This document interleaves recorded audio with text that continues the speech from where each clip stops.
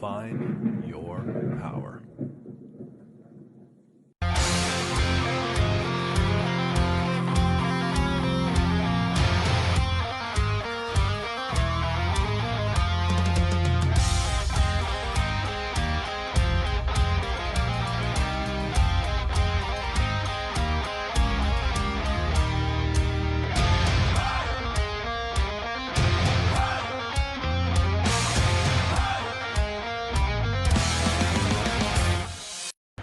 Well, here I am at my final appointment before I schedule surgery over here at Access Sports Medicine.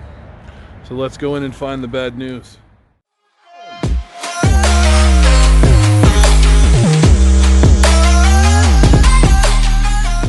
Okay, so Todd, we're gonna, you tore your distal biceps, completely off. This is the MRI of your elbow.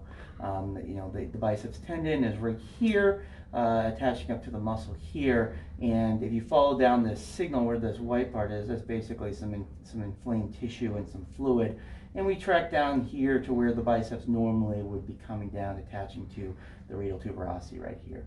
So when we do the surgery, what we're going to do is we're going to drill a hole into the radial tuberosity where the biceps normally would attach. Okay.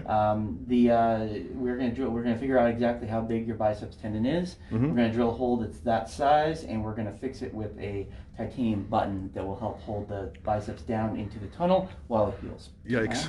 Yikes. So, and we're going to get this done on Wednesday. Cool. And we're going to get you, initially, you're going to be in a splint and a sling. Yep. For about a week, we'll get you out of the splint. That's more just to protect the wound and to also keep you from doing anything crazy, Cool. which unfortunately people do.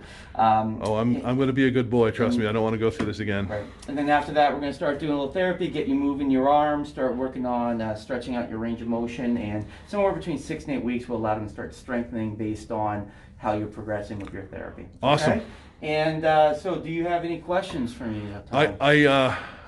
I really don't. I'm not a fan of surgery. I've had a few of them. Sure.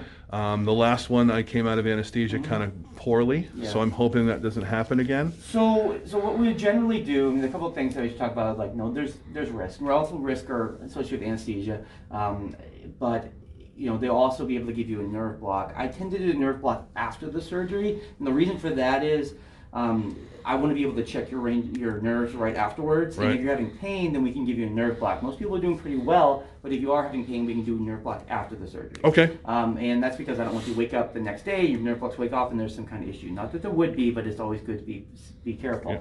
Yeah. The most common complications from this, and I don't even call it complication because it usually happens to a lot of people, is that there's a nerve called your lateral antebrachiocutaneous nerve, which does sensation to this side of your forearm.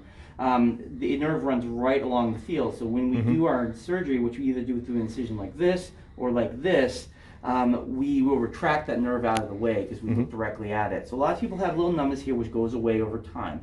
Okay.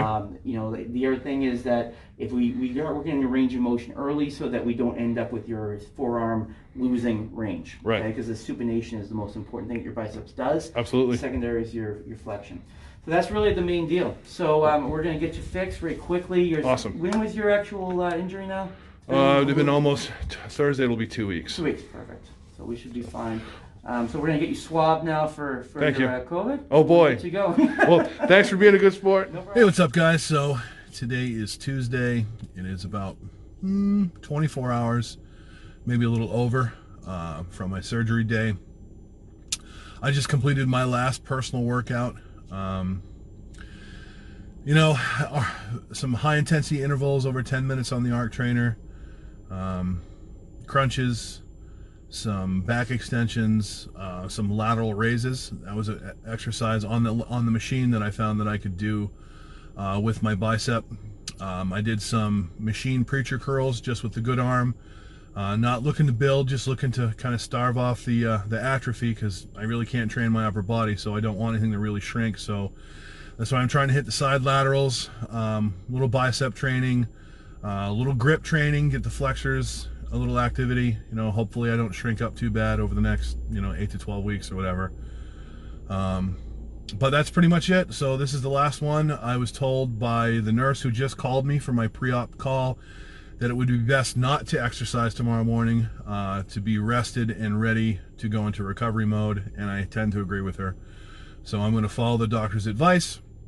I'm not allowed to eat anything after midnight, and I can only drink water up until 9 a.m. I am to arrive at the surgical center at 12:30 p.m. Surgery will begin somewhere between 1 and 1:30. Scheduled for about 90 minutes.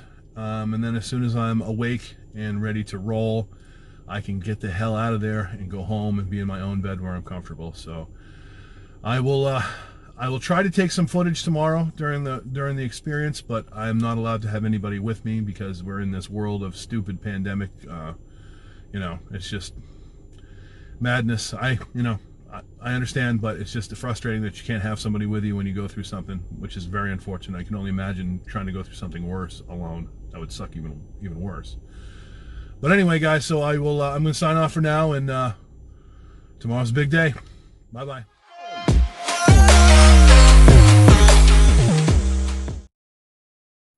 Thanks for watching, guys. If you need good supplements at a good price, go to vikingsups.com and use code Norseman15.